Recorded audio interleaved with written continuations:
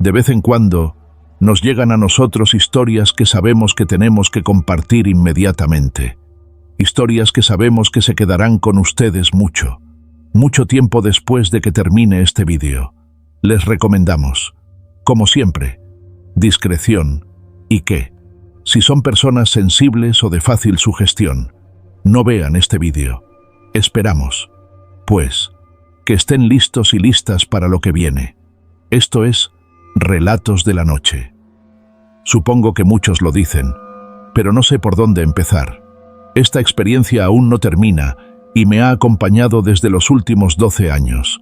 Nos ha acompañado a todos, a mi familia y a personas cercanas que, sin deberla ni temerla, han sido parte también de esta historia.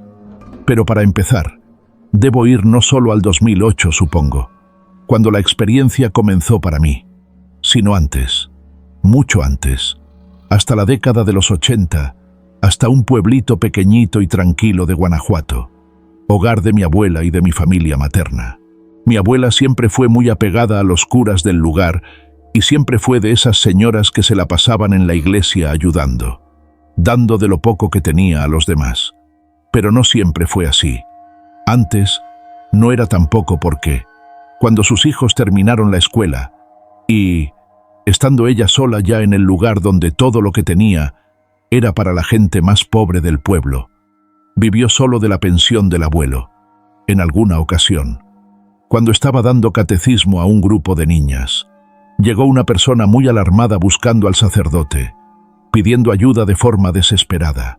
Mi abuela, al ver a ese pobre hombre así, bajando de un burrito tan muerto de sed y cansado como él, se fue corriendo a buscar al padre, pensando que se trataba de algún accidente y de alguien que necesitaba los santos óleos. En el camino, le pidió a las niñas, mientras tanto, que le atendieran y le dieran agua mientras ella lo buscaba. Salió por la parte de atrás de la iglesia y miró hacia la colina donde el padre salía continuamente a estar solo a orar. Cuando caminó hasta el sendero, volvió a levantar la vista donde éste terminaba en el horizonte y notó a una mujer vestida de negro, de cabello blanco muy largo hasta la cintura. Por el viento, éste le volaba en la cara. Mi abuela no pudo verle el rostro, pero sabía que no se trataba de ninguna mujer del pueblo, y aunque tenía miedo, un miedo extraño que le provocaba esta mujer, siguió caminando hacia arriba, hacia ella. Se acercaba poco a poco a esa mujer que permanecía inmóvil allí, a pesar del fuerte viento que se había soltado de un momento a otro. Un viento que parecía haber traído consigo nubes negras que anunciaban una tormenta. Y escuchó que gritaban su nombre. Volteó hacia la iglesia y vio al joven sacerdote con las niñas del catecismo. La abuela dio media vuelta y empezó a caminar como podía con sus rodillas malas. Bajando el sendero, las niñas corrieron a ayudarla. «¿Quién es esa mujer?», preguntó el padre, que no dejaba de mirar hacia aquella figura en lo más alto de la colina. «No tengo idea, padre», respondió la abuela. Aquella figura parecía fantasmal. El padre lanzó una bendición haciendo la señal de la cruz, y aquella mujer dio media vuelta y se perdió en el horizonte. Aquel pobre campesino que había llegado cansado venía de lejos. Decía que, cuando le solicitó ayuda al sacerdote de su pueblo, se la negaron y empezó a recorrer 11 pueblitos buscando el auxilio que necesitaba urgentemente allá en su comunidad. Pero nadie quiso hacerlo. Se encerró con el padre para contarle su situación en privado y, luego de una hora, éste le pidió que saliera para hacer una llamada. Cuando luego salió el padre de su oficina, le anunció que tampoco podría ayudarle, que lo lamentaba, pero que no le era posible. Le dijo que llamara a la policía, pero el campesino empezó a llorar. Dijo que no había ni policía en su comunidad, que ya no quedaba nada, que ya no había esperanza. Salió, buscó su burrito y empezó el camino al pueblo siguiente. Desde la entrada de la iglesia, el padre le gritó que regresara a su casa, que nadie le podría ayudar, que no lo dejarían. Pero el joven continuó sin hacer caso. La abuela, como pudo, Corrió con sus rodillas malas para alcanzarlo. Aquel pobre burrito apenas si podía andar, así que no le costó tanto trabajo. «Muchacho, muchacho, ¿qué es lo que te pasa? ¿Qué tienes? ¿Necesitas tanta ayuda?» «No se lo puedo decir, señora. Discúlpeme, tengo que seguir», respondió él. «Tengo que conseguir la ayuda. Sea lo que sea. Me lo puedes contar igual. Permíteme ayudarte». Mi abuela no tiene idea de por qué dijo eso. No sabía qué era lo que le ocurría, pero algo en ella, en su corazón, le hacía decir estas palabras con la mayor seguridad con la que había dicho cualquier cosa antes en su vida. «Por el amor de Dios, hijo, con Jesús como testigo, yo te voy a ayudar», le dijo, y el joven entonces se detuvo. «Quizás si usted lo ve, le crean. Quizás usted sí le hagan caso. Venga a mi pueblo conmigo, por favor». Mi abuela sintió, pero se negó a subir con él a ese pobre burrito que parecía que desfallecía en cualquier momento. Se acercaron a la iglesia donde mi abuela le dijo al padre que cuidara de aquel pobre animal, que acompañaría al campesino hasta su pueblo caminando si era necesario. Pero el padre les prestó su camioneta y les dio su bendición para que fueran. Emprendieron entonces el camino hasta el pueblito de aquel joven, un poblado con un montoncito de casas nada más, cuyas parcelas se extendían hasta los cerros. El cielo permanecía negro, y aunque apenas eran las 6 de la tarde, parecía que estaba por oscurecer en cualquier momento. Decía la abuela que se sentía como si fuera a oscurecer para siempre. Llegaron al bonito, y el joven le pidió que se siguiera de largo y señaló un pequeño camino. «Para allá, madre. Ahí está mi casita, pero la camioneta no va a subir hasta ella». Dejaron el vehículo cuando ya no hubo espacio, y luego él le ayudó a mi abuela a subir unos cientos de metros más, hasta que dieron la vuelta por un sendero y se perdió de vista el pueblo allá abajo a lo lejos. Ya mi abuela le invadió un sentimiento de soledad. Fue muy extraño para ella que, desde que había muerto mi abuelo, se había sentido permanentemente acompañada por él y por Dios, pero ahí ya no lo sentía. Al fondo del camino, notó la luz dentro de una casita de madera apenas iluminada por un foco colgado al desnudo en la puerta. «Ya llegamos. Señora, ahí es, venga». Llegaron hasta la casita, y cuando abrieron la puerta, se encontraron a una señora viejecita acostada en el piso. «La abuelita», dijo el joven. «¿Está bien?». Le ayudaron a levantarse entre los dos, y la señora apenas pudo preguntar: «¿Se ha traído la ayuda?». «Sí, hágola esta señora. Nos va a ayudar. Va a ver que lo que decimos es verdad, y nos va a ayudar a comenzar un padrecito para que venga. Ya verás. ¿Dónde está mi hermana? La tiene que ver. Se me volvió a salir. Mi hijo. No lo pude detener, pero ya sabes dónde va a estar. En el panteón». El joven salió corriendo sin decir nada, preocupado, y mi abuela, como pudo, salió apurando el paso detrás de él. Subieron unos cientos de metros más hasta el panteón, donde, antes de llegar, escuchó a una mujer gritar. Inmediatamente pensó que se trataba de aquella chica de la que hablaban, pero luego escuchó un segundo grito, y luego una tercera voz. De pronto, parecía que había un grupo de mujeres ahí arriba llenando el eco de alaridos sincronizados que formaban una especie de cántico macabro. Logró ver al joven introducirse en el panteón corriendo, y metros más adelante, como una joven desnuda, parecía escarbar como un animal salvaje una tumba. El joven la controló, la tomó de las manos, y la abuela quería seguir caminando para ayudarle, pero no podía. Algo la había clavado al piso. No podía ni decir una palabra. No podía ni rezar por alguna razón. Pero vio cómo el muchacho cargó a la mujer y salió apresurado de aquel viejo cementerio que parecía que tenía cientos de años. Para cuando llegó a la abuela, la joven ya parecía inconsciente. «Véngase. Señora, no se me quede aquí». Los gritos se seguían escuchando al fondo, y la abuela tuvo que preguntar: «¿Quiénes son esas mujeres? Muchacho, déjelas, ignórelas, avénganse, por favor». le dijo mientras ella media vuelta para ver de nuevo el panteón. También a madre, también, y por favor, y por lo que más quiera, no vaya a voltear. Volvió camino entonces al lado del muchacho, ayudando a sostener a la joven inconsciente, y aquellos gritos de atrás parecieron acercarse. Parecía que estaban ya a unos metros de ellos, caminando detrás a unos pasos. La abuela no podía rezar, las palabras no salían, no podía pensar en ninguna oración, y en algún momento tuvo la fuerza suficiente para por fin hacerlo, en voz muy bajita, pero de alguna forma eso fue suficiente para que aquellas voces empezaran a alejarse. Llegaron a la casita donde la señora salió a recibirlos, y entre todos colocaron a la muchacha en una camita. Luego, mi abuela vio con terror cómo, entre aquel muchacho y su abuela, amarraron a la muchacha a la cama. ¿Qué tiene? ¿Quiénes son esas mujeres en el panteón? Son las brujas, dijo la abuelita de los muchachos. Desde que yo era niña, vivo aquí, y bajan 2 o 3 veces al año. Pero ahora están viniendo todos los días desde que mi muchacha está mala. La quieren embarazada. Se la llevan en la noche para que él la embarace. Y mi niña cada vez está peor. Ya no parece ella, casi nunca. Pareciera que hablan otras gentes dentro de ella, pero no sabemos cómo ayudarla.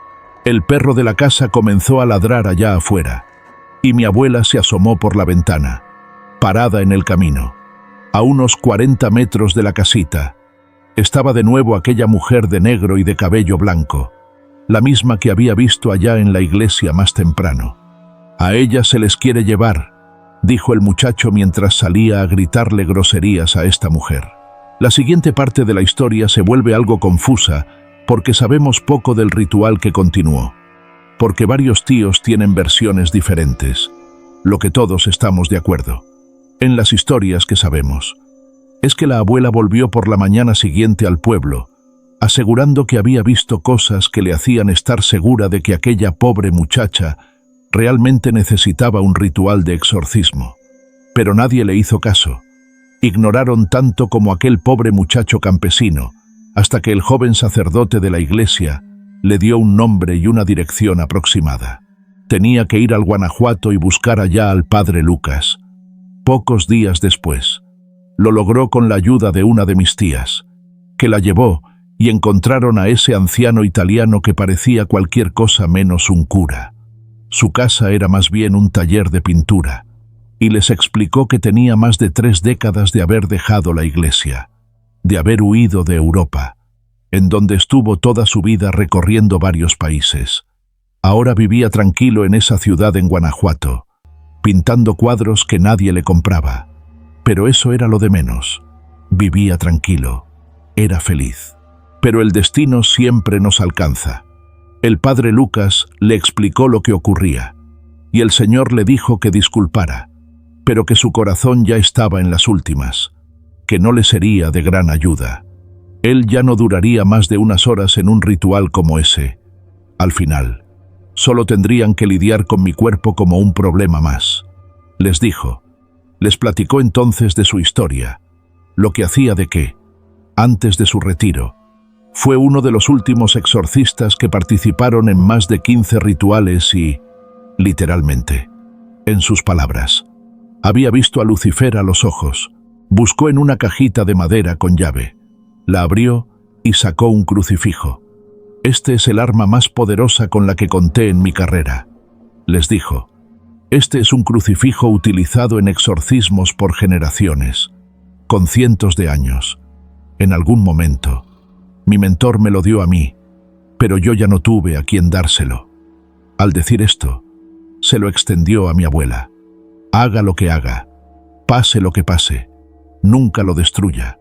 Llévelo porque lo va a necesitar, pero después tendrá la responsabilidad de cuidarlo por siempre. Y aquella fue la última vez que vieron al padre Lucas, que nunca alcanzó a explicar lo que este poderoso pues se fijó podría provocar. Y luego, mi abuela, con ese crucifijo en mano y junto al joven sacerdote de su iglesia, sin realizar a cabo un exorcismo per se, Sí acudieron todas las noches a aquella pequeña casita hasta que la joven volvió a ser ella. Nunca nos quiso describir qué fue lo que realizaron. Fue un secreto que se llevó a la tumba. Pero sí le pidió a mi madre que, cuando muriera, conservara ella ese crucifijo por siempre, a pesar de todo, a pesar de lo que fuera, que no lo dejara ya en su casita de Guanajuato con ella muerta, casa que terminó donando a la iglesia para que hicieran un orfanato. Le pidió que se lo llevara de ahí, que ella era la que vivía más lejos y ella debía tenerlo. Mi abuela casi tenía 90 años cuando murió. Aquel 16 de julio del 2008. Pudimos enterrarla, y días después volvimos a casa. Mi madre tenía con ella aquella cajita de madera en sus manos cuando entramos a casa, y todos los focos, en sentido, reventaron. Debimos suponer lo que seguía. Debimos ver el anuncio de la oscuridad que se cernía sobre nosotros, del tiempo de oscuridad que se acercaba. Cuando mi hermano era casi un bebé, le regalaron un arlequín de trapo en alguna reunión en la casa. Vino una de las amigas de mi mamá del trabajo que nos quería mucho y trajo a su mamá con ella. La señora estuvo encantada con el bebé y días después le mandó ese hermoso muñequito. Parecía más un adorno que un juguete, pero dijo que era para él.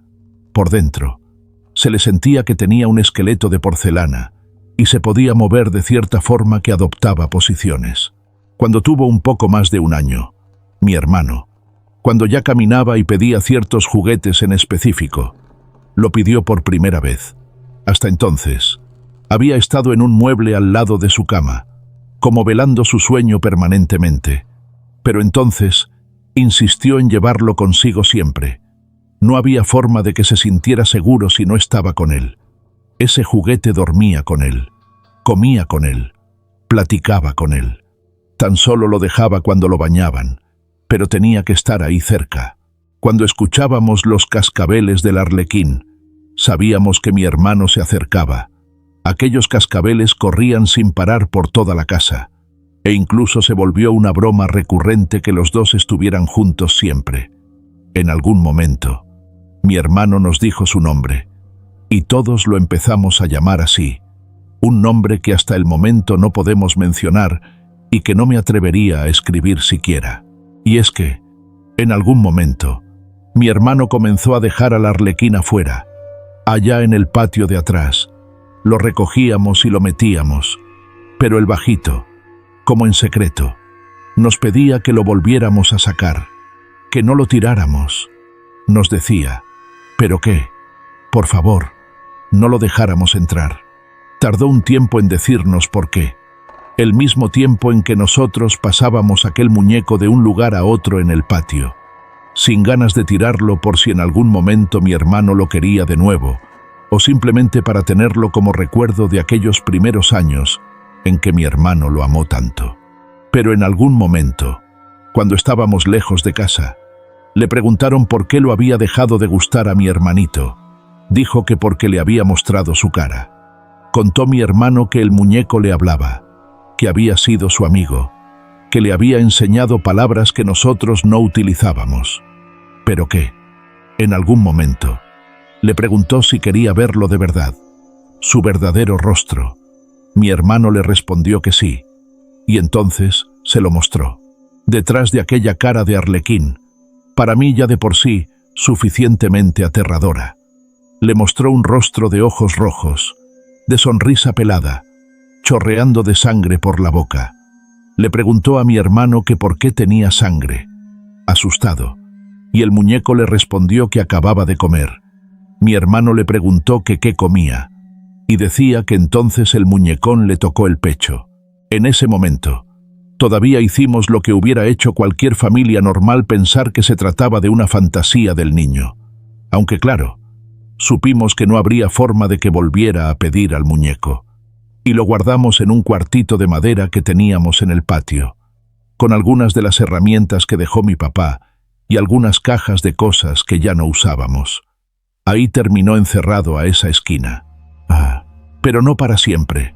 Por aquel tiempo, desde que no estaba mi papá, mi tío Marco vivía con nosotros, nos ayudaba en cosas de la casa, Pero sobre todo estaba ahí para cuidar a mi mamá, tan afectada emocionalmente en esos meses. Mi tío era una roca. Por eso no sorprendió aquella vez cuando escuchamos su voz gritando y saliendo azotando la puerta de atrás para correr al patio. Cuando lo vimos perderse entre los árboles. Recuerdo que salimos mi mamá y yo, pero al ir saliendo, mi mamá, por alguna razón, me dijo que me regresara, que entrara y que viera que mi hermanito estaba bien. Así lo hice, y al entrar a su cuarto, lo vi rezando en su cama, algo común cuando estaba por dormir, pero raro en ese momento. A la mitad de la madrugada, seguía rezando por su ángel de la guarda, la única oración que conocía. El arlequín está allá afuera, me dijo otra vez esa frase, esas palabras. Esta es otra de las cosas que no puedo explicar, pero cuando me dijo otra vez, en ese momento, me di cuenta de que me lo había dicho ya antes, que me había dicho que por las noches el arlequín le llamaba y le mostraba su otra cara. Lo amenazaba desde el patio, le gritaba que le dejaran entrar, pero era como si yo no hubiera escuchado antes. Nunca le contesté nada, nunca le dije nada, nunca se lo comenté a mi mamá. Es como si algo me hubiera bloqueado para que no lo escuchara realmente durante todo ese tiempo. Cuando me asomé desde su ventana al patio, vi que mi mamá y mi tío caminaban de regreso para entrar a casa. Salí de la habitación y, desde las escaleras, escuché lo que decía mi tío y bajé unos cuantos escalones para poder verlos. Mi tío estaba pálido, sudando. Le contó a mi mamá que salió de su cuarto, el único del primer piso, y caminó a la cocina por algo de comer. Cuando regresaba, notó algo en el patio, algo que se movía en la oscuridad. Pudo verlo a través de una rendija en la cortina, y cuando se acercó a ella, logró reconocer esa silueta. Era aquel muñeco de arlequín parado, mirándose a la ventana de mi hermano en el segundo piso, y le hacía muecas con las manos. Se abría la boca como para asustarlo. Cuando mi tío gritó y abrió las cortinas de repente, esa cosa volteó y luego corrió a la oscuridad hacia donde corrió mi tío también, tomando una pala que estaba en una de las plantas. Al salir de casa, escuchó los cascabeles y entonces puso atención al fondo. Entre la oscuridad, pudo verlo en las plantas, escondido, agazapado. Le lanzó un fuerte golpe con la pala y sintió cómo le dio, cómo entró de lleno, cómo se encajó, como si fuera carne y no un muñeco, y vio, entre las ramas, un rostro con una cara de dolor y con ojos llenos de odio. Dijo que lo pudo ver correr hacia aquella vieja barda de ladrillo del fondo, pero ya no más. No logró ver a dónde se metió. Fue cuando mi mamá salió corriendo al patio y le gritaba. Le imploraba que se calmara y lo jaló dentro para que le contara todo. Aquel explicó qué fue lo que había visto ya afuera, y cuando lo hizo, mi mamá no lo cuestionó. Es más, salieron ambos a buscar en aquel cuerpo hecho de madera para comprobar, con desconcierto, que el muñeco había desaparecido. Todas las fotos de mi hermano de aquel entonces están cortadas, todas en donde aparecía ese muñeco, que son prácticamente todas las que le tomamos. Y mi hermano dejó de mencionarlo cuando mi mamá mejoró. Mi tío, que ya nunca fue el mismo y sonreía cada vez menos, regresó a su casa, y pensamos que nunca más tendríamos que volver a pensar en aquel muñeco, en aquel arlequín, pero estábamos equivocados. Días después de que murió mi abuela, regresamos a casa. Mi madre tenía aquella caja con el crucifijo dentro entre sus manos. Concentramos todos los focos encendidos. Reventaron, y debimos suponer lo que seguía. Debimos ver el anuncio de la oscuridad que se cernía sobre nosotros, que se acercaba.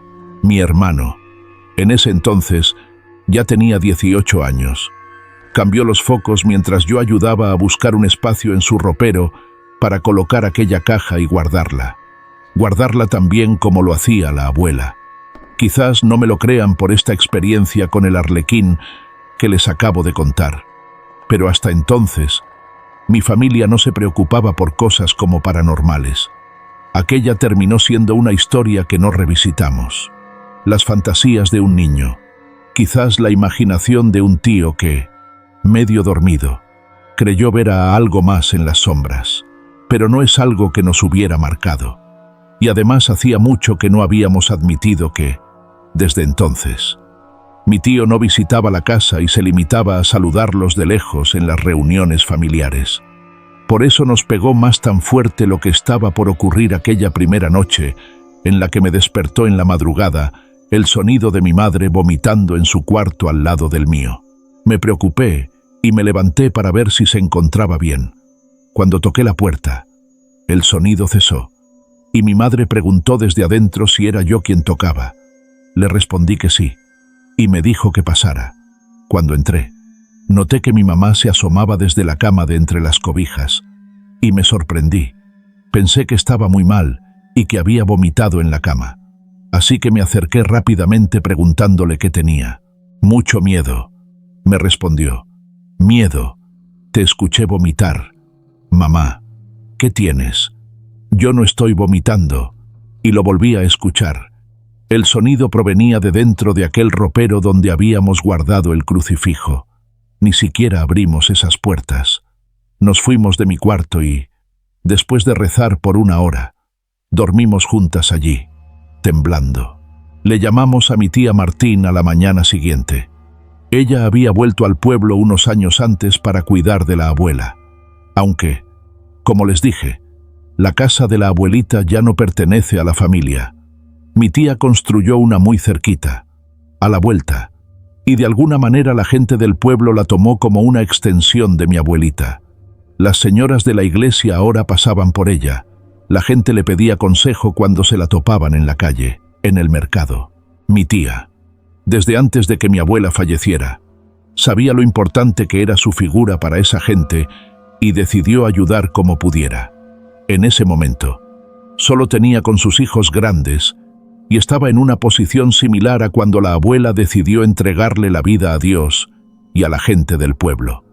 Pero le hablamos esta mañana y no contestó. Estaba en la iglesia. Insistimos y pudimos contactarla por la noche, cuando nos dijo que le sorprendió que nos hubiéramos hablado antes. Acabo de salir del pueblo, rogando por regresar el crucifijo. Yo solo sé que siempre que alguien necesitaba la ayuda de mi mamá en el pueblo, ella iba hasta sus casas acompañada nada más de ese crucifijo y, al regresar, lo guardaba muy bien ahí atrás del altar. Cito San Miguel. Contaba mi tía.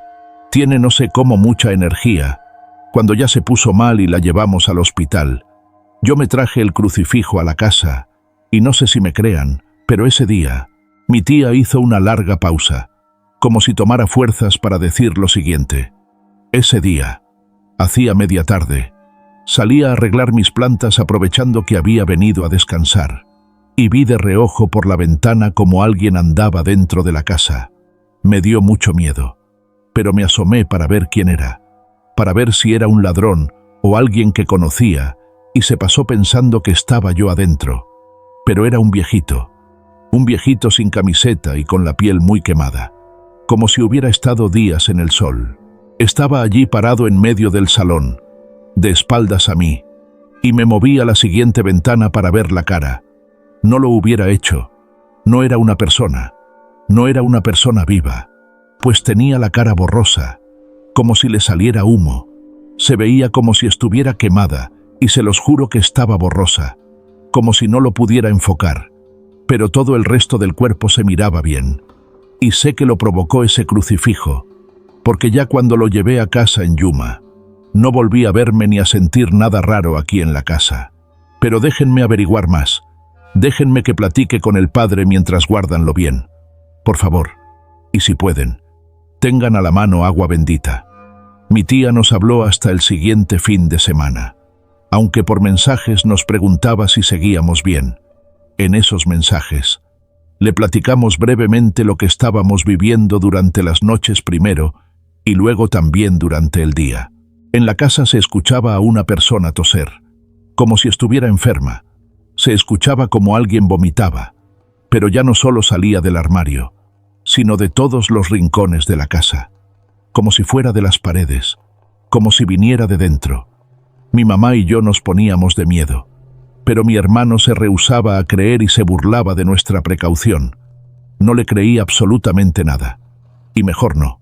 Si no hubiera tenido que lidiar toda su vida con la secuela, sea que el compañero que tuvo cuando apenas era un bebé. Mi mamá y yo dormíamos en el mismo cuarto. Mi hermano se quedó en el suyo. Ahora él dormía abajo para más privacidad, en aquel cuarto donde mi tío se quedaba años antes. Como recordarán, por lo regular, si yo me levantaba por la noche, mi madre se levantaba conmigo y viceversa. Pero una de esas noches, mi mamá se despertó con tanta sed, pero con tanto sueño también, que se olvidó por completo de la situación que estábamos viviendo. Se levantó como si nada y bajó a la cocina. Escuchó unos cascabeles dentro del cuarto de mi hermano, que tenía la puerta entreabierta. Caminó lentamente hasta allá. La empujó muy despacio, con mucho cuidado. La luz estaba apagada, la cama tendida.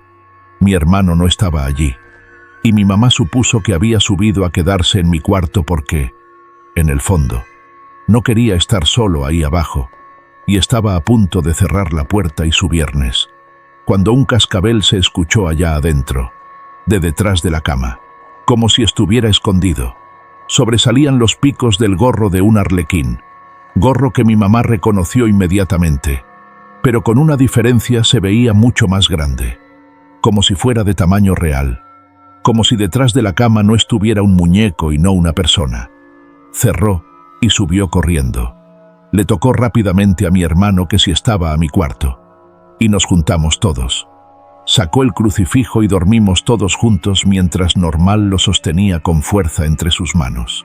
Ni siquiera tuvo que decirle a mi hermano lo que había visto. Él podía sentirlo. Había regresado. Había vuelto por él. Algo lo había traído de vuelta. La llamada de mi tía no nos calmó. Aquel joven padre que había asistido a la abuela en el ritual ahora ya no era un joven. Era un experimentado sacerdote que le insistía a la tía que no se preocupara por ese crucifijo, que no le podía contar más que con lo que la abuela nos había platicado.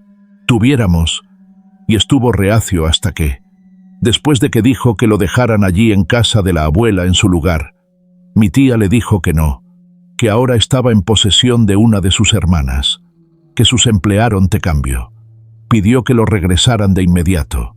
Era un artefacto sumamente poderoso, pero a la vez con una capacidad destructiva espantosa, y tuvo que contarle la historia de un crucifijo de cientos de años, utilizado en exorcismos por todo el mundo, pasando por manos de exorcistas a través de generaciones, hasta que cayó en manos de la abuela casi por casualidad, porque era la única dispuesta a arriesgar su vida para salvar un alma.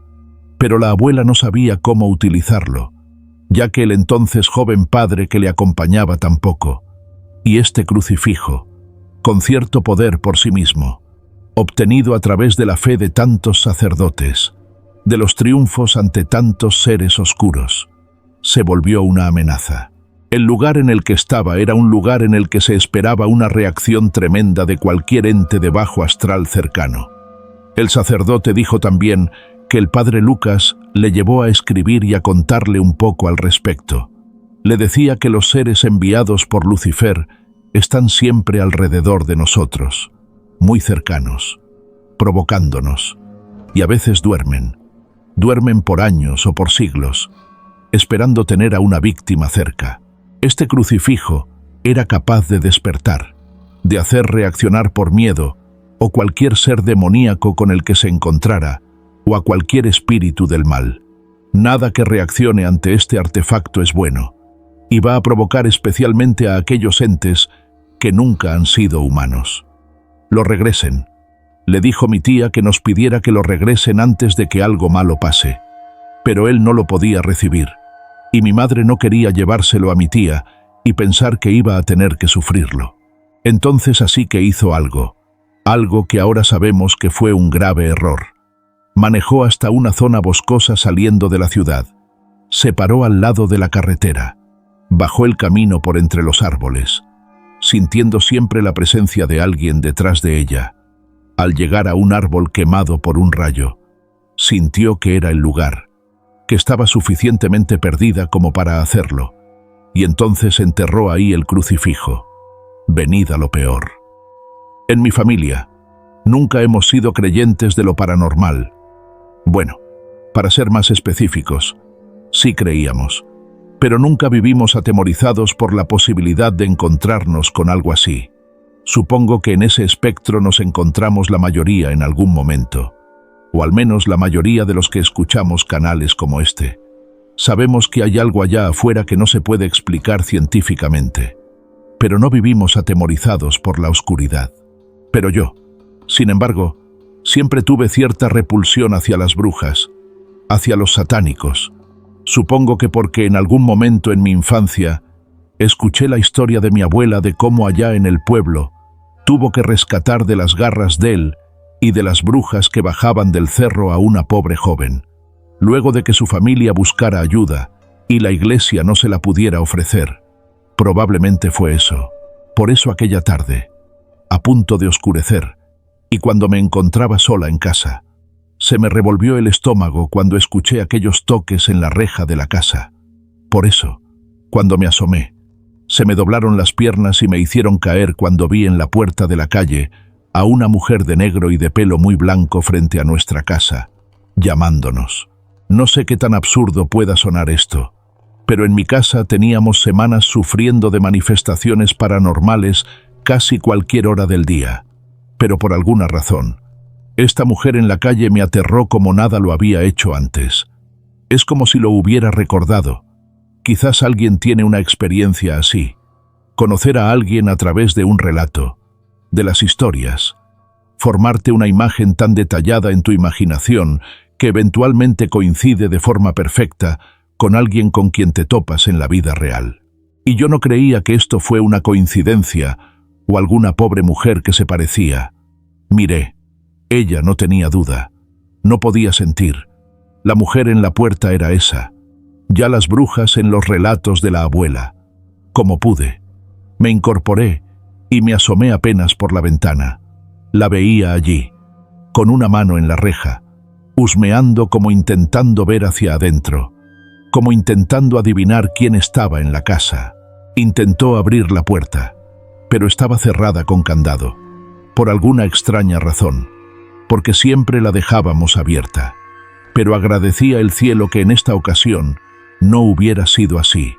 Siguió caminando por la banqueta, y cuando la perdí de vista, corrí por el teléfono para llamar a mi madre, para decirle que se parara, que regresara rápido a casa, que había una mujer extraña allá afuera. El primer teléfono inalámbrico que encontré estaba descargado, y tuve que correr por el otro las escaleras. No me dio línea. Escuché estática del otro lado. Nada más.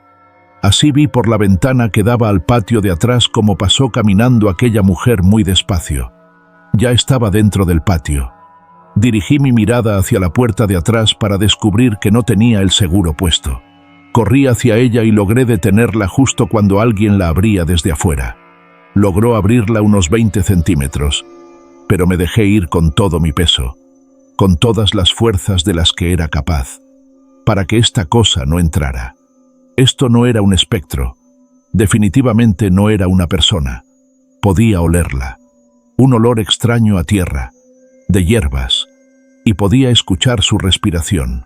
Yo sé que al contarlo no se sentirá así, pero de todo lo ocurrido en esta experiencia, ese momento, sentir a esa mujer del otro lado de la puerta, a unos centímetros de distancia, es lo más aterrador que yo viví, porque perdí el control, porque lo siguiente que ocurrió fue que yo dije, no lo tenemos aquí.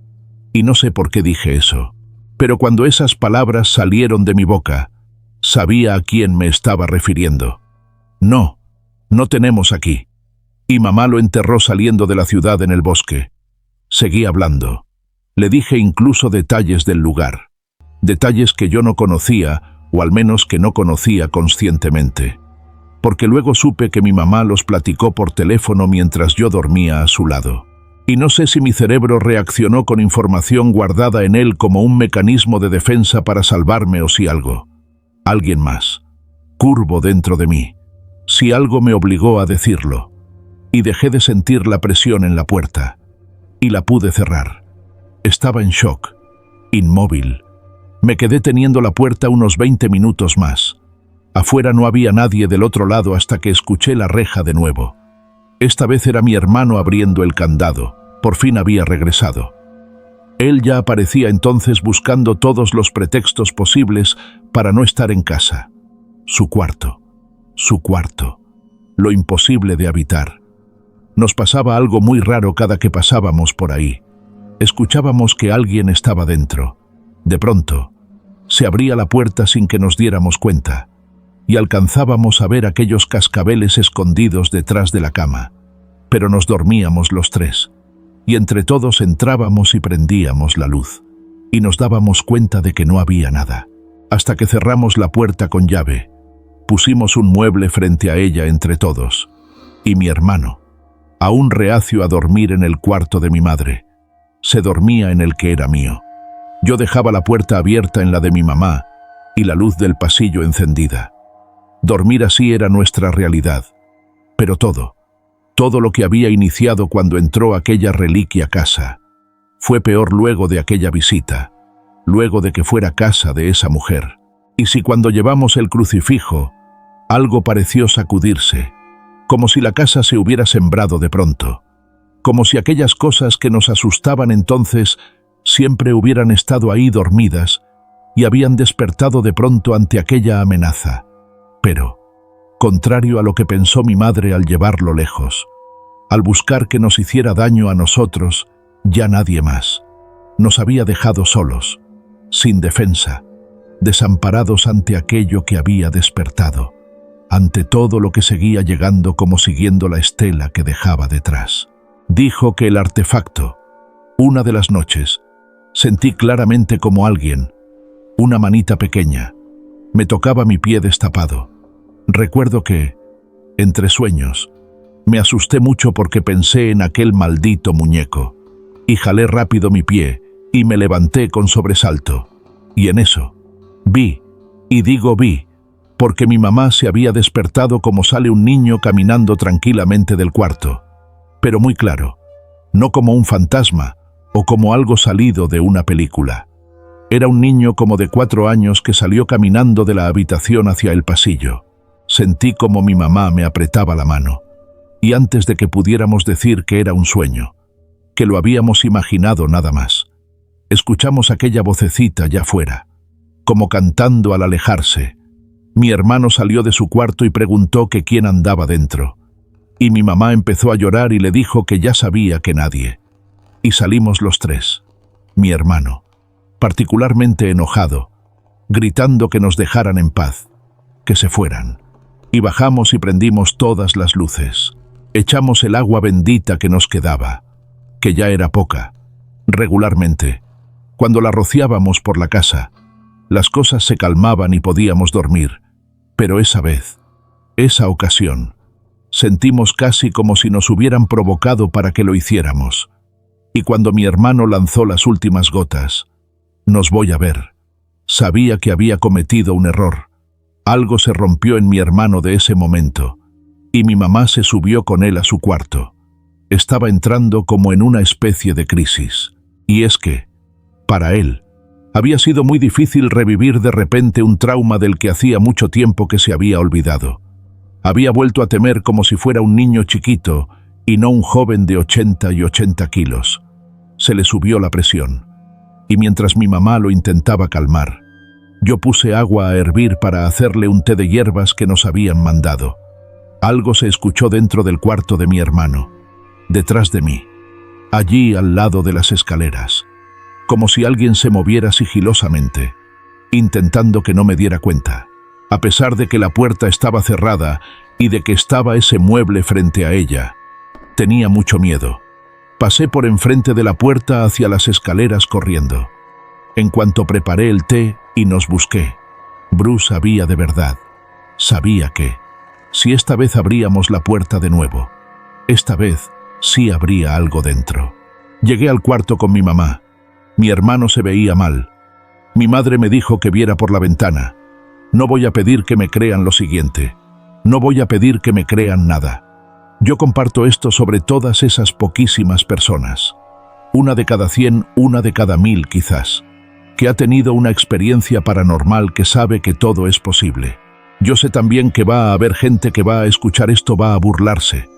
Pero allá afuera, en la banqueta de enfrente, estaban 3 figuras, 3 mujeres, y estoy completamente segura de que una de ellas era aquella mujer de pelo blanco, aunque no alcanzaba a ver porque estaba muy oscuro, pero pude ver, por decirlo de alguna manera, pude ver que decían algo, que movían las manos, y entonces escuché sus voces dentro de la casa, dentro de la habitación, entre nosotros.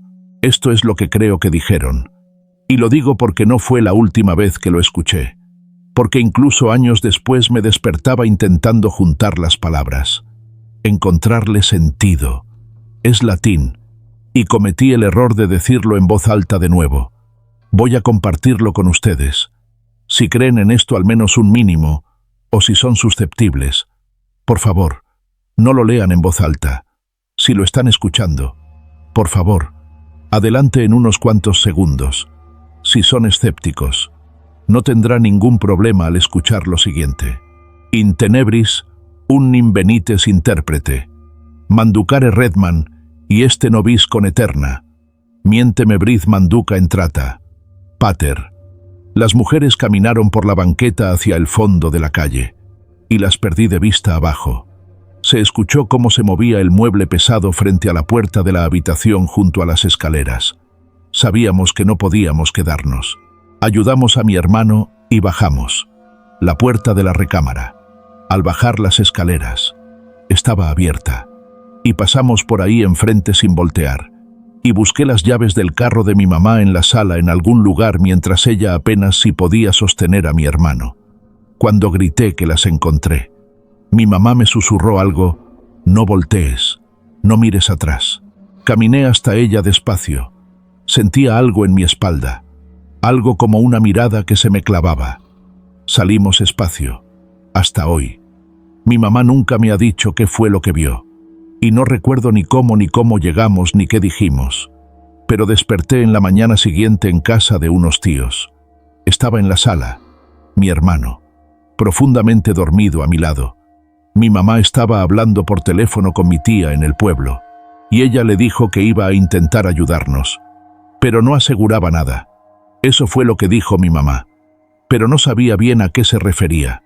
Media hora después, Marco, mi tía, estábamos desayunando todavía temblando, débiles, como si acabáramos de pasar por un incendio o un accidente o algo así.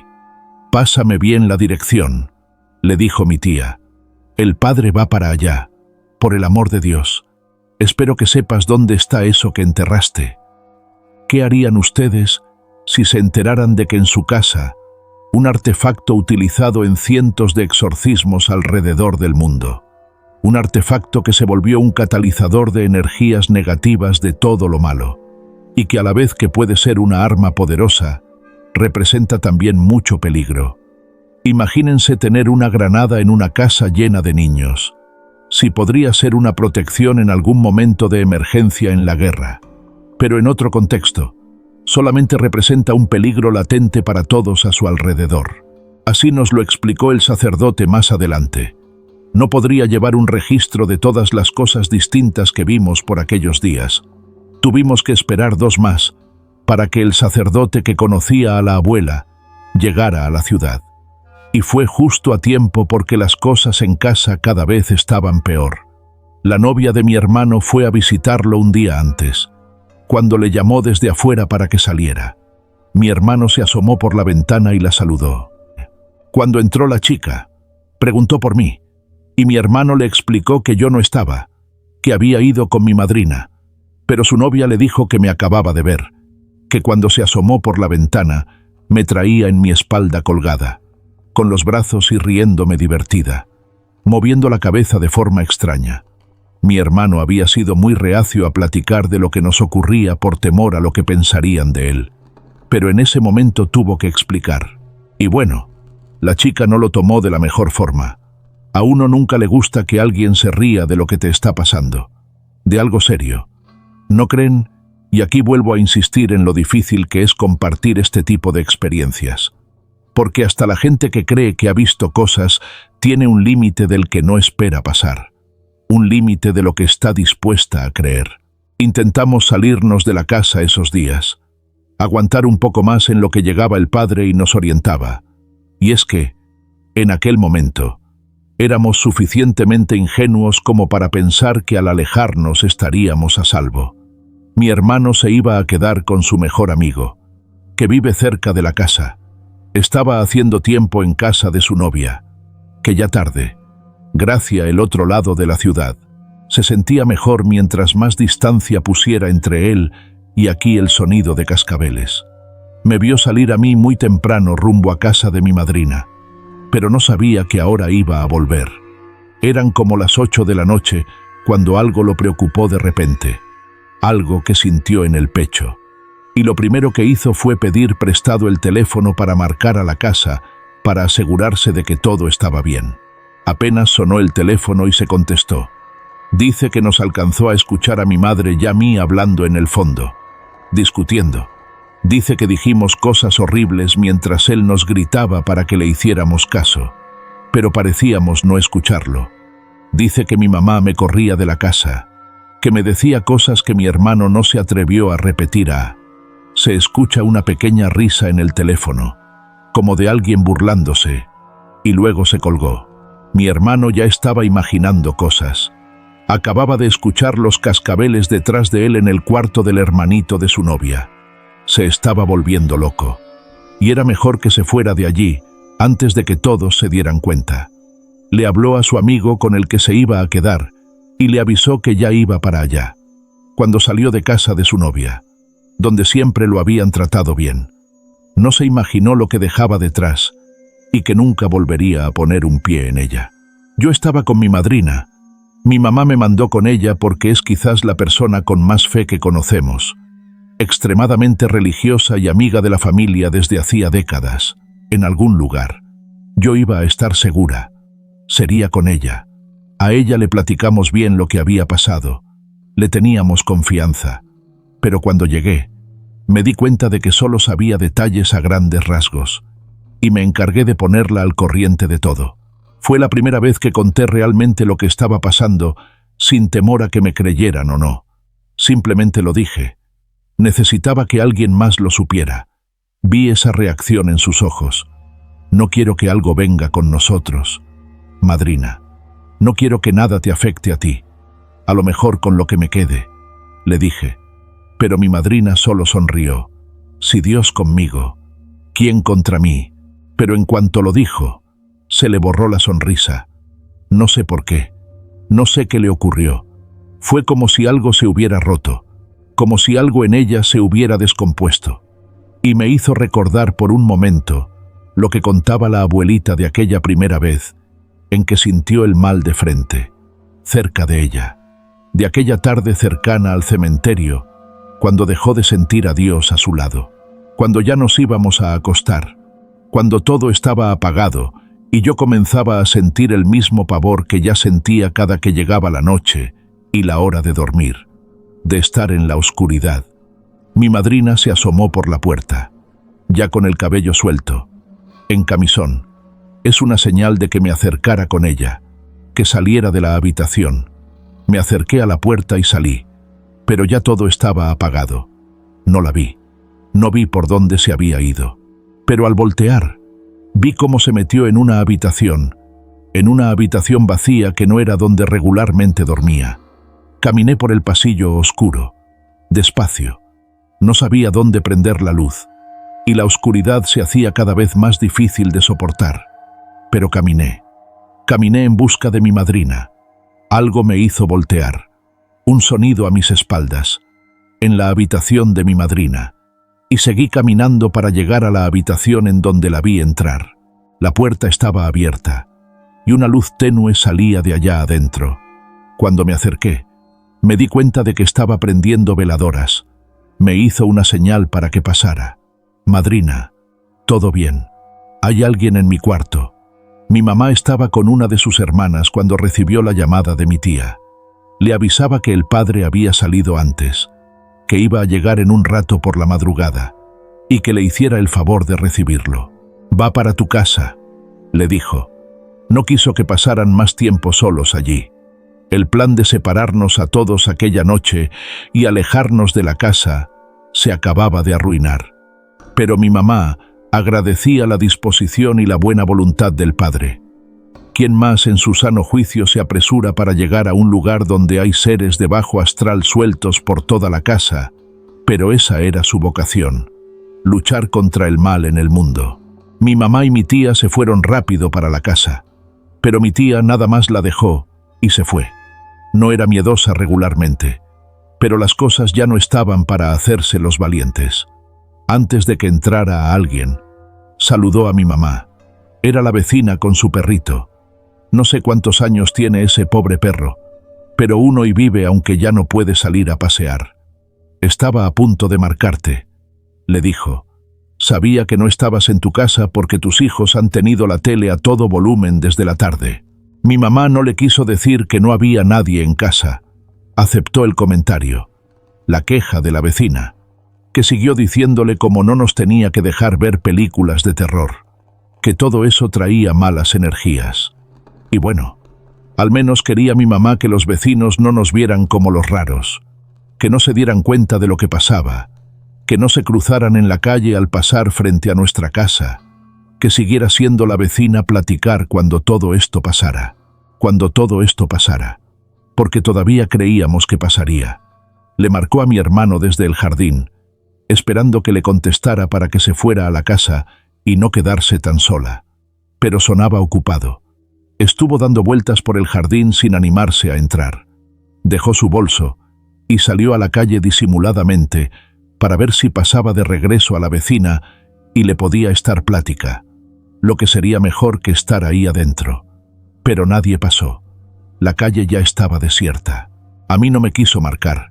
Sabía que mi madrina se dormía religiosamente temprano, así que supuso que para esas horas yo ya estaría dormida. Pero no era así. Yo lo estaba pasando mal. Y mi madrina y yo nos encerramos y nos pusimos a rezar un rato. Ya tenía todas las veladoras del cuarto encendidas. Ni nada. ¿Quién está? Ya le llamamos a alguien. No te preocupes, mi hija. Vamos a intentar dormir, me decía con una sonrisa nerviosa. Sus manitas no le dejaban de temblar. Mi madrina, regordeta, chaparrita, tenía la apariencia más bondadosa del mundo, por lo que me dolía aún más verla tan aterrada. Los lentes y tosé le empañaban, y yo no sabía por qué. Nos acostamos en unos sillones pequeños en ese cuarto, y no podía dejar de escuchar que sollozaba, que parecía llorar pero muy despacio para que yo no le escuchara. Estaba llorando de miedo. Pasó más de una hora. Ya iban a ser las 12 cuando apenas pude empezar a cerrar los ojos por cansancio, aunque es muy difícil dormir cuando estás asustado de esa forma. Pero en cuanto cerré los ojos, apenas por un momento, unos segundos, escuché que mi madrina comenzó a rezar en voz alta, y me llegó un olor horrible, un hedor asqueroso que tiempo después supe que era azufre. Volteé.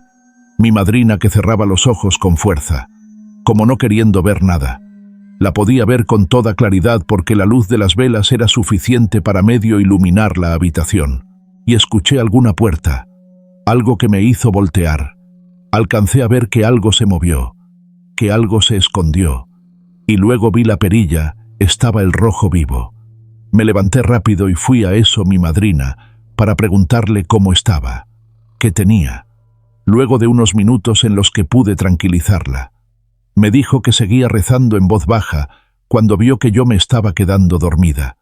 Eso la tranquilizó un poco, pero siguió orando. Y entonces les llegó ese olor y escuchó cómo se abrió la puerta. Su luz ebrio no se veía nada, nadie, hasta que algo se asomó por la puerta, por la parte de arriba, pero agachándose. Es decir, era algo mucho más alto que la puerta. Dice mi madrina que era una figura con cuernos, que tenía cuernos de chivo y la cara así como este animal. Había dos detalles horribles: los ojos, Los ojos eran humanos, y la boca y los dientes también, y se los enseñaba. Movía la boca como si estuviera masticando algo, pero a diente pelado. Fue cuando cerró los ojos y se puso a orar. Y a mí me terminó despertando esa peste. Había ruidos allá afuera. Algo estaba en la casa caminando y moviendo cosas como si nada. Y al final, logré convencer a mi madrina de que nos fuéramos, de que no nos podíamos quedar allí. No es mi casa, es mi casa, seguía repitiendo. Incluso cuando le ayudé a ponerse una chamarra para salir al frío que se había desatado en la ciudad. Nos salimos por la puerta de atrás sin voltear a la sala y rodeamos por toda la casa. Adentro se sigue escuchando como si alguien revisara entre las cosas. Cuando mi hermano llegó con su amigo, no quiso contarle al respecto. Entre ellos había tanta confianza que no tuvo ni que explicar nada para decirle que sí se podía quedar allí aquella noche. Fue más bien algo normal. Pero su amigo ofreció notó inmediatamente que algo ocurría. ¿Creen fantasmas?, le preguntó mi hermano, dándose cuenta de que nunca había hablado del tema con él. Claro, hay dos aquí. Bueno, esto dice mi mamá. Yo nunca he visto nada. Dice que son los viejitos que construyeron la casa. Él siguió platicando. Mi hermano se comenzó a poner nervioso, pensando si aquello que provocaba ese maldito crucifijo se le había pegado, si ahora lo llevábamos con nosotros a todas partes.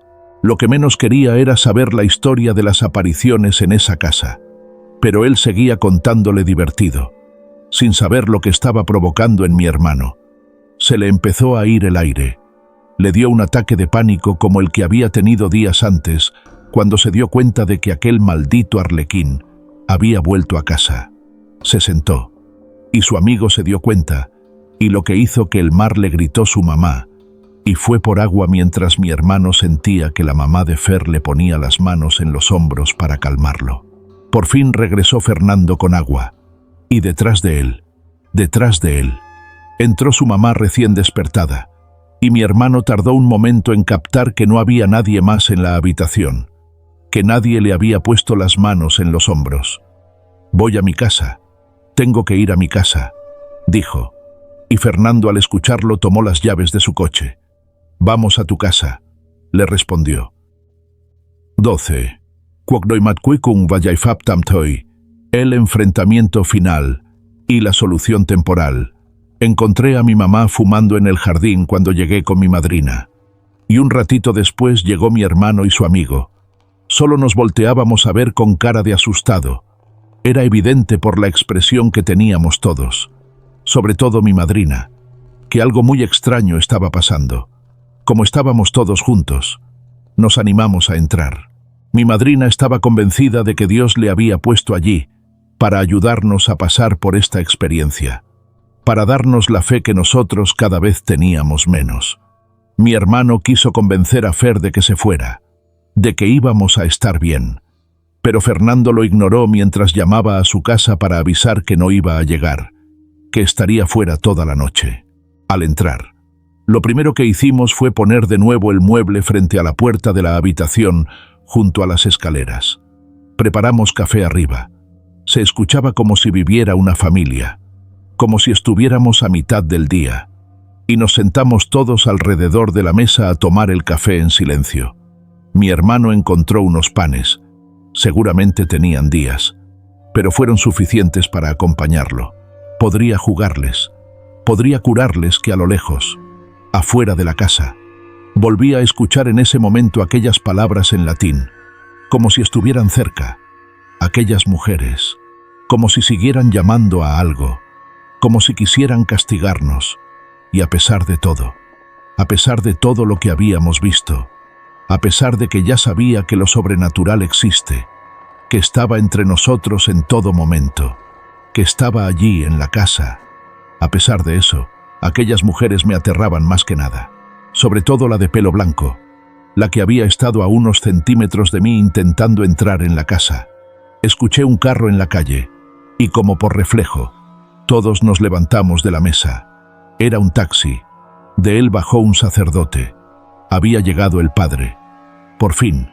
Y lo hacía en el momento más importante. en un momento en el que comenzamos a perder la razón, a sentirnos de alguna forma cada vez más agobiados por esa presión en el pecho que parece empezar a comernos poco a poco por dentro. Cuando entró, cuando lo recibimos, sentimos algo muy extraño, como si su aura, su energía, fuera un golpe de aire fresco al infierno que vivíamos en casa, como si trajera con él pura energía del bien. Eso fue lo que sentí yo, pero un rato después, en la cocina, mi hermano me preguntó: «¿Tú también lo sentiste?». Le pregunté a qué se refería. «Yo lo sentí muy claro», dijo él. «La abuela viene con el padre». El padre platicó un momento con nosotros, con todos los que estábamos allí, incluida mi madrina y el amigo de mi hermano, y luego nos reunimos en la sala para definir qué es lo que íbamos a hacer. «Perdonen, pero lo que vayamos a hacer, tenemos que hacerlo esta noche.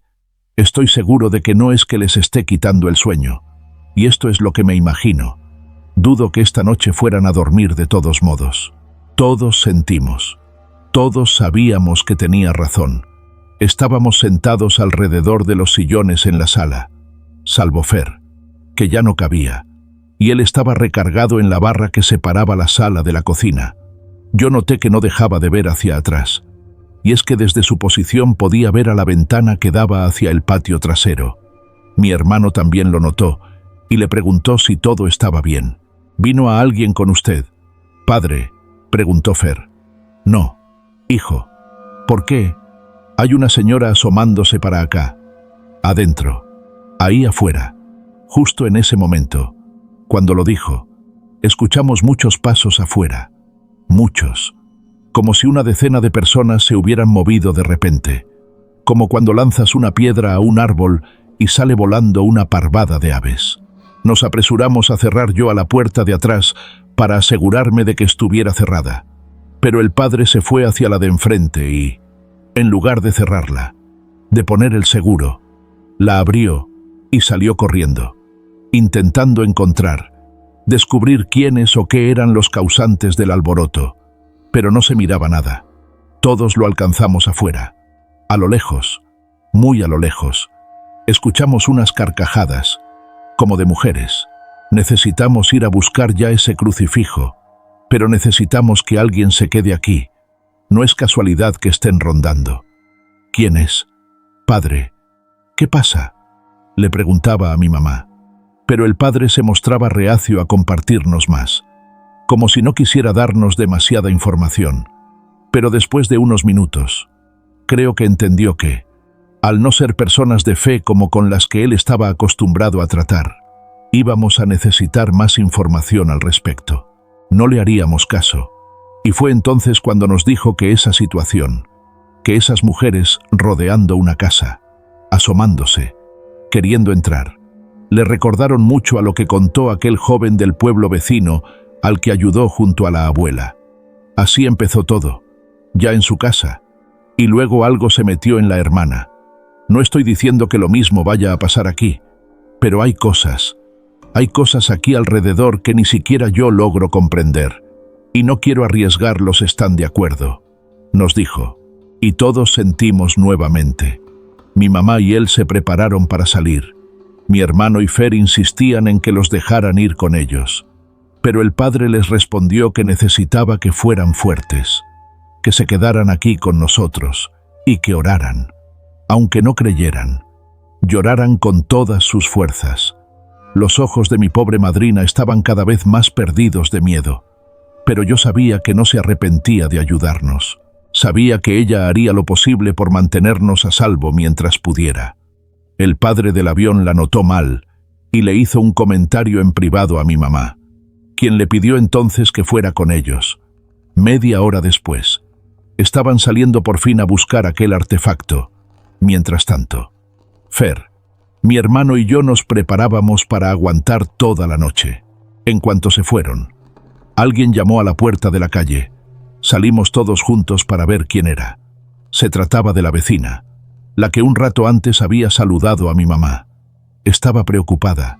Desde su casa había notado mucho movimiento. ¿Pasó algo? ¿Están todos bien? Venía justo a preguntarle a tu mamá. pero la vi pasar en el carro y se veía alterada. «Todo está bien. No se preocupe», le dije mientras hablábamos con ella. La vecina no dejaba de voltear hacia nuestras espaldas, hacia la casa, al segundo piso o al techo. No sé bien, pero nos dijo que esperáramos un momento, que no nos fuéramos a meter. Regresó con su perro, ese que les digo que aún hoy sigue vivo, ya muy viejito. «¿Se puede quedar con ustedes?», nos preguntó. «No sé qué piense, pero no es necesario que nos deje el perro», le dijo mi hermano. «No, yo sé que no está pasando nada, pero quería saber si me lo pueden cuidar nada más y me lo regresan en la mañana». Antes de que pudiéramos inventar otro pretexto, Fernando dijo que sí, como si se tratara de su casa, y abrió la puerta para meter al perro. Un show demasiado tranquilo para su raza, que suele ser hiperactiva y brava. La vecina nos agradeció con una sonrisa y desapareció corriendo, como si surgiera irse de ahí. El perro, en cuanto entró, cesó enfrente a las escaleras, mirando hacia arriba. «Bueno, lo tenemos cubierto», dijo Fer. «Nada se va a bajar del segundo piso», en cuanto un juez o una puerta se abrió allá arriba, como si lo hubiera hecho el aire. Pero el perrito dio varios pasos hacia atrás. Seguía expectante, cuidando, pero sin duda alguna había puesto nervioso. Mientras tanto, mi mamá, mi madrina y el padre avanzaban en silencio para salir de la ciudad desierta y tomar la carretera. Mi madre bajó la velocidad para intentar ubicar el lugar donde se había detenido en aquella ocasión. Entonces, el padre le dijo a mi madrina: «Vamos a buscar esa granada, como usted lo dijo, para que vuelvan a tenerla en su casa». «No, señora, vamos a buscar ese crucifijo que es tan peligroso como una granada, que quizás es eso lo único que nos puede ayudar». Mi mamá se detuvo un poco en un lugar donde había varios restaurantes, como puestecitos al lado de la carretera. Esa hora ya parecían tenebrosos, hundidos en la oscuridad de la zona. Los árboles de atrás parecían comérselos poco a poco. «Si va a ser por aquí, cerca, un poquito más adelante ya debe ser». Avanzaron un poco más, y finalmente ella reconoció un lugar con dificultad, pues esa zona cambia mucho de noche, más en una tan oscura como aquella. El padre le dijo a mi madrina que se quedara, que esperara por ellos. «¿Sabe manejar?», le preguntó. «Sí», respondió mi madrina. «Ok, entonces póngase al volante. Póngase lista para irnos en cuanto estemos de vuelta con lo que vamos a buscar. Y no le vaya a pedir a nadie, aunque vengan a pedirle ayuda». «Está bien. A mi padre. A esta hora. En medio del bosque. ¿Quién va a venir a hablarme?». El padre solo la vio, y la mirada lo dijo todo. Mi madrina puso todos los seguros, y mi mamá avanzó con su lámpara. El padre caminó detrás de ella. Entraron al bosque. En la casa, el perro seguía como una estatua clavada frente a las escaleras. Nosotros preparamos café bien cargado. No nos animábamos a prender la radio, la televisión, ni nada. Estábamos preparados para salir corriendo o para defendernos, para lo que estuviera a punto de pasar. Alguien tocó a la puerta, y el perro lanzó un chillido. Se fue directamente a los brazos de Fer, a pesar de que estábamos esperando. Nos tomó tan de sorpresa que nos levantamos y volteamos para todos lados. No supimos en cuál de las dos puertas había sido. Cuando tocaron por segunda vez, lo notamos. Estaban tocando desde adentro de esa recámara frente a las escaleras, la que tenía un mueble enfrente, trabajando la puerta a la que no entraba nadie hacía mucho. Fer se comenzó a reír de los nervios. Repetía que debía haber alguien ahí, que alguien se había pasado, y caminó como para quitar el mueble y revisarla, según él. Pero lo detuvimos entre los dos. «No hay nadie, te lo juro, no hay nadie», le decía mi hermano. «Déjame el mueble, por favor». Alguien giró la perilla y abrió la puerta. Lo único que lo detenía era el mueble. Y cuando Fernando vio esto, lo empujó para detenerla y pidió que lo ayudáramos. En un segundo, había cambiado de parecer. Era evidente que había algo dentro, algo que por ningún motivo podíamos permitir que saliera. El perro pasó corriendo por detrás de nosotros y subió a saltos por las escaleras al segundo piso, donde ladraba de forma muy agresiva. Algo había, algo también allá arriba. Mi mamá y el sacerdote avanzaban por el bosque. Estaba absolutamente oscuro. No lograban ver nada más allá de lo que pudiera iluminar con sus linternas. Sentían que iban a tropezar a cada paso. «Espere, espere», le dijo el padre a mi mamá. «No apague su lámpara». Apagaron ambos sus luces y se mantuvieron en silencio. A lo lejos, escucharon unos pasos. El padre le susurró que guardaran absoluto silencio, que no respirara. Y en eso, los ojos de mi mamá se pudieron adaptar a esa oscuridad. Dice que, a unos metros, tan solo a unos metros, pudo ver cómo pasaba una mujer caminando, de pelo largo blanco, en la misma dirección que ellos llevaban. Esperaron un minuto después de que se alejó para susurrar, «Sé qué», y decidir qué hacer. «Ella tiene por lo mismo», le dijo el padre. «Ya debes saber dónde está». «No, padre, ya casi llegamos. Hay que apurarnos. Está debajo de...». No la interrumpió. «No diga dónde está. Solo señálelo cuando lleguemos». Siguieron avanzando.